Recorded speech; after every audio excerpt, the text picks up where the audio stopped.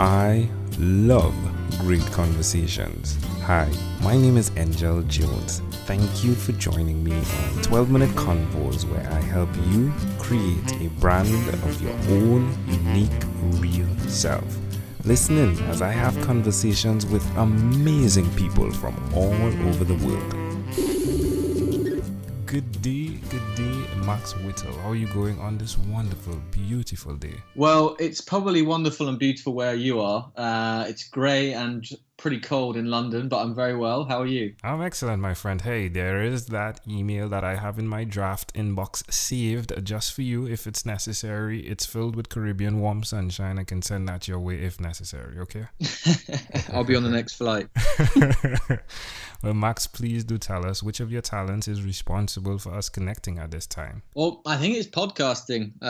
Obviously, you're taking on this huge project, and I've been hosting a podcast for just over 12 months now, and it's gained a lot of steam. So we've connected via that. Yeah, tell us more. Tell us the name of your podcast and what you bring to the table there. So it's called the US Sports Podcast with Max Whittle, and I basically specialize in American sports, covering them from the UK, and it's a guest-led show.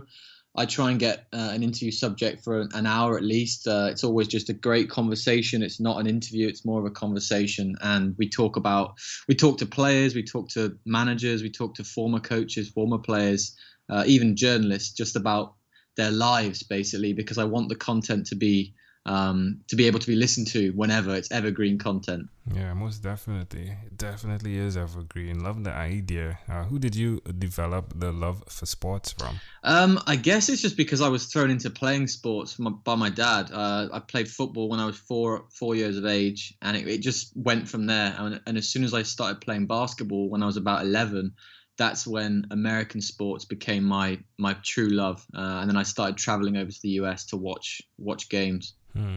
Now, let's just clarify, because when you say that you've traveled to the US, now it gets a little blurry, which is it American football or is it soccer? So American football is the sport that if I was to speak to a football subject on my podcast, it would be NFL, so American football, and I specialize more in NBA and baseball as well. So it's quite rare to be British and love baseball and the other two, but it's just the way it is, and I think it feels special to know. It's like my little secret almost. Sweet, yeah, all right.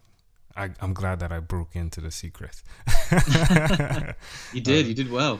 Oh, well, hey, it's all about Max here now. But Max, do tell us why you'll continue to repeat these skills of sharing. I know there are challenges that go with creating a podcast, the time, the work that goes into it. But nevertheless, why will you continue to repeat these skills? Because you get to meet so many great people. And when I say meet, it could just be over the phone, because a lot of my guests are in America, but the stories that they'll share with you and the connections that you'll make is really why I do it, because I love asking questions. That's one thing. And I love doing the podcast. That's the main reason I'll keep doing it. But a lot of the people I've had on, I've actually stayed in touch with. And when I do go to America, I sometimes meet them.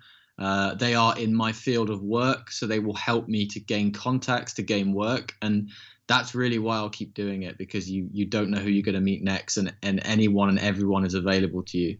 It's amazing how where your voice goes, your body follows. Isn't that amazing? Like your voice records and you're out there and then you go there. Isn't that amazing? I love it, because I think it's a new avenue of meeting people now, where it's accepted socially that if you go onto someone's podcast, it's fine. It's not weird. There's no boundary. You do it, and if you like the person you're speaking to, you're likely to meet them going forward, and you do get to know someone if you speak to them for an hour or so. So yeah, it's fantastic. Yeah, even 12 minutes. Even 12 minutes. Yeah, I keep saying an hour, but 12 minutes is just as vital. It definitely is. I think it's the what you speak, most definitely, right? And you're doing that on your podcast where you dive deep. It's not an interview style, as you said, but you're building a relationship through a conversation. Well done, my friend. Tell us one other thing that you've done consistently, Max, over the last 3 years. Video production. So my first job was 3 years ago in London. I was a video producer for The Guardian, and I've done that ever since, whether it be filming, editing, presenting, voiceovers.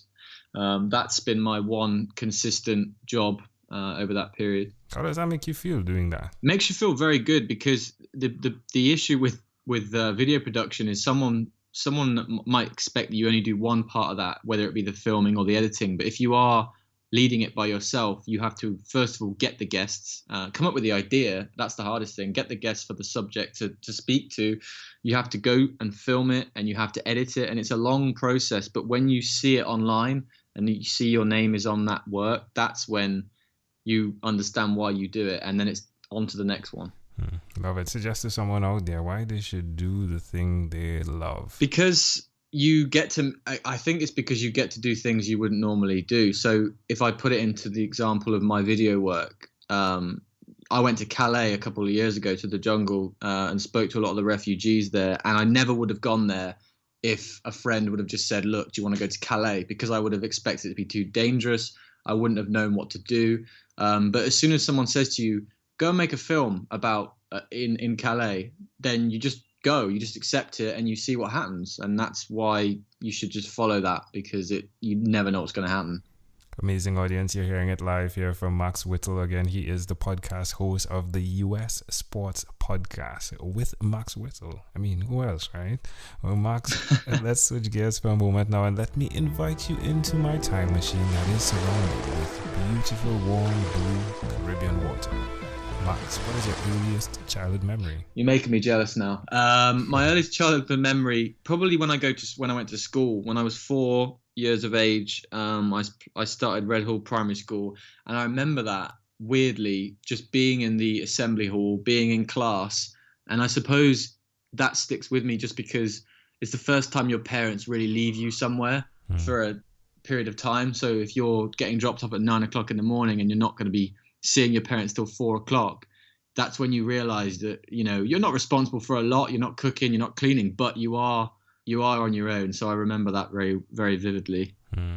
How do you see that memory connecting to who you are today? I guess I'm close to my family, but I also enjoy, getting away from them and going and exploring adventures. I mean, I live in London. My family don't live in London, so that's one thing. I guess the separation never caused me an issue, but it was good to know that they're always there for me. Love it. Can I offer an interpretation to the thought picture you created in my mind? Sure. I love the idea of the safety that you exist in, where you have checkpoints. I could be wrong, right? Or I could be right, which is, even with the podcast, there's a checkpoint. So you're having a conversation, you return to not having a conversation, which is back home, right?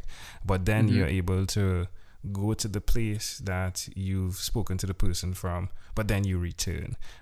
Just like in school, where you were going to school for the first time, your individuality is there, but you always have the opportunity to return to default. Then it seems as though it's something that's a characteristic of who you are. Is that accurate? It is accurate. I think to compare podcasting to air travel, for instance, when you go abroad and then you come back again, it feels like you were never there.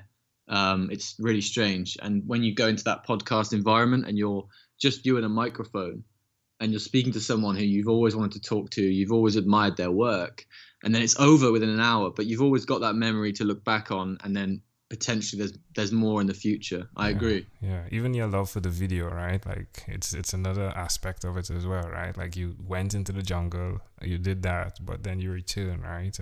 The good thing is you found a way to cheat by recording, right? Yeah, there's always a memory of it. Exactly. If we fast forwarded to when you were 12, what was your favorite song? I thought about this, and Coach Carter, the basketball film, came out when I was 12, and the whole mixtape on there, I couldn't give you any of the names of the songs, but I remember me and my friend, we were just starting to play basketball, and we watched Coach Carter, and we downloaded the mixtape off the internet, and we played it outside for hours and hours while we were playing basketball. And I just remember loving the hip hop music that was played in Coach Carter. And I when you hear a song in a film and you really want to know the name of it, that was exactly it. Yeah, that's amazing. Well, that definitely connects to who you are again, right? Finding a way to create a memory in the memory, right? Which is intriguing a second time around, right? Yeah, and I think everyone has a memory for every song they like. It can make you think about any moment in time. Oh, I remember that song because I was in an ice cream shop in the middle of, I don't know, England somewhere. So yeah, it's great. Yeah, it creates a map. So yeah, it's really fascinating. Well, Max, we definitely have arrived at our destination now. But before we get off of this time machine, there's a small declaration form. So it's yes or no, possibly a bit more. We're going to move pretty quickly here. Are you ready, Max? I'm ready. Max, have you chosen someone to pass on your skills to? I have not. People ask me to do interviews, but they never ask me for advice. So maybe that'll come. Are you married? I'm not married, no. Do you have children? I don't, but I will. Do you believe in God? I do not. Do you have an inner circle of friends? I have a lot of individual friends. I have a group of friends from university that I'm not very close to anymore. I wish I had a group of friends like that. Do you watch TV for more than 3 hours a day? No, it's more like 5 hours a week. All right. And what about screen time? The phone and the computer, is it more than 8 or less than 8 hours a day? It can be more than 8 if I edit and write. It's not good. And the phone has become a habit like everyone else, and I want to get rid of it. Yeah. If you had to share with us, Max, your own unique real statement, a statement that represents Max Whittle, what would you say that is? It'd be 2 words: preparation and curiosity. I've always carried those 2 with me. If you go into an interview or whatever it is, those 2 things will help you a lot. Max, this has been a great pleasure. Before you leave, is there anything else you'd like to share with our amazing audience? Yeah, download podcasts because you're going to learn a lot about the world, and there's so much out there. And if you can get involved with the creative industry, then I would very much recommend it. I love that. I could see a t-shirt with that. You know how there's the slogan, got milk? I like download podcasts. I love that. Yeah, that's great. Max, again, great pleasure. Thank you, my friend, for being on what is inspired by 12-Minute Convos with Angel Jones. Thank you. Thank you for being on 12-Minute Convos with Angel Jones. Stay tuned for more from our advertisers. Diabetes is a mountain pandemic. It's a disease that's not acute but chronic. Similar to this rhyming method, I have simplified the definition, the signs and symptoms, and the complications of diabetes for both adults and children in my books, Poems for Patients, A Focus on Diabetes, and The ABCs of Diabetes for Children.